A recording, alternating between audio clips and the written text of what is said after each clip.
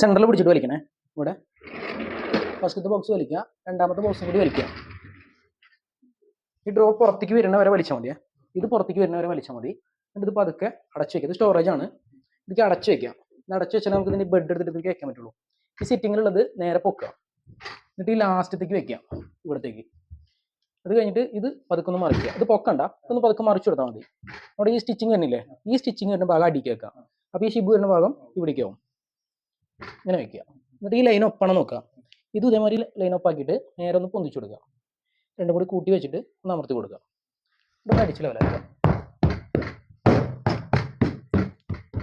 ഇതിൻ്റെ ഈ ബോക്സിൻ്റെ അടിയിൽ നമ്മൾ വീല് വെച്ച് കൊടുത്തിട്ടുണ്ട്. ടോട്ടൽ 6 വീലുണ്ട്. അപ്പോൾ സാധാരണ ഒരു കട്ടിൽ എങ്ങനെയാണ് ഉപയോഗിക്കുന്നത് വെച്ചാൽ അതേപോലെ തന്നെ ഉപയോഗിക്കാം. അങ്ങനെ പേടിച്ച് ഉപയോഗിക്കേണ്ട ആവശ്യമൊന്നുമില്ല. സംഭവം എന്ന് വെച്ചാൽ കുറേ ആൾക്കാർക്ക് ഡൗട്ട് ഉള്ളതെന്ന് വെച്ച് കഴിഞ്ഞാൽ ഇവിടെ ഇരുന്ന് കഴിഞ്ഞ് കഴിഞ്ഞാൽ ഇവിടെ എന്താ വെച്ച് കഴിഞ്ഞാൽ വീലും കാര്യങ്ങളും വരുന്നുണ്ട് എന്നുള്ളത് ആരും കാണില്ലല്ലോ. അപ്പോൾ ഇവിടെ ഇരുന്ന് കഴിഞ്ഞ് കഴിഞ്ഞാൽ അത് ഡാമേജ് ആവുമോ എന്നുള്ളൊരു ഡൗട്ട് എല്ലാവർക്കും ഉണ്ട്. അപ്പോൾ ഇവിടെ ഇരുന്നാലും ഒന്നും അങ്ങനെ കംപ്ലൈൻറ്റ് കാര്യങ്ങളൊന്നും വരില്ല. കാരണം അതിൻ്റെ അടിയിലൊക്കെ നമ്മൾ വീല് വെച്ചിട്ടുണ്ട്. ഈ സ്ലൈഡർ കൊടുത്തിട്ടുള്ളത് ഇൻ കേസ് കംപ്ലൈൻറ്റ് ആവണമെന്നുണ്ടെങ്കിൽ ഈ ഒരു സാധനത്തിൻ്റെ കംപ്ലൈൻറ്റ് വരുള്ളൂ. അതെന്താ വെച്ച് കഴിഞ്ഞാൽ വെയിറ്റ്, അതായത് 80 കിലോനൊക്കെ വെയിറ്റ് താങ്ങുന്നതാണ് 2 സ്ലൈഡറും കൂടി. ആ വെയിറ്റ് വരികയാണെന്നുണ്ടെങ്കിൽ മാത്രമേ കംപ്ലൈൻറ്റ് വരുള്ളൂ. പക്ഷെ ഇതിനെന്താ വെച്ച് കഴിഞ്ഞാൽ നമുക്ക് ഇതിന്റെ അടിയിൽ വീല് വെച്ചതുകൊണ്ട് ഇതിനങ്ങനെ വെയിറ്റ് വരില്ല. അതെ, ഇതൊരു 1 കിലോ പോലും ഇതിൽ വെയിറ്റ് വരുന്നില്ല. ഇത് ജസ്റ്റ് ഇതിന്റെ ഉള്ളിലേക്ക് കയറാൻ വേണ്ടിയിട്ട്. അതെ, ഇത് ജസ്റ്റ് ഇതിന്റെ ഉള്ളിലേക്ക് കയറാനും ഇറങ്ങാനും, പിന്നെ അങ്ങോട്ടും ഇങ്ങോട്ടും അലൈൻമെന്റ് തെറ്റാണ്ട് ഉള്ളിലേക്ക് കയറാൻ വേണ്ടി മാത്രം വെച്ച് കൊടുത്താണ് റെയിൽ. അപ്പൊ അങ്ങനെ കംപ്ലൈന്റ് കാര്യങ്ങളൊന്നും റെയിലിൽ വരില്ല. ഇൻ കേസ് വരികയാണെന്നുണ്ടെങ്കിൽ നമുക്കത് മാറ്റി കൊടുക്കാൻ പറ്റും. അപ്പൊ നമുക്ക് ഫ്രീ ആയിട്ട് മാറ്റി കൊടുക്കാൻ പറ്റും. 1 വർഷമാണ് അതിന്റെ ഗ്യാരണ്ടി വരുന്നത്. 1 വർഷത്തിന്റെ ഉള്ളിൽ എന്ത് കംപ്ലൈന്റ് വരികയാണെന്നുണ്ടെങ്കിലും നമ്മൾ ഫ്രീ ആയിട്ട് നന്നാക്കി തരും. അതല്ല 1 വർഷം കഴിഞ്ഞിട്ട് കംപ്ലൈന്റ് വരികയാണെന്നുണ്ടെങ്കിലും സാധനം നമ്മൾ മാറ്റി തരും. സർവീസ് ചാർജ് എന്തെങ്കിലും തന്നാൽ മതി.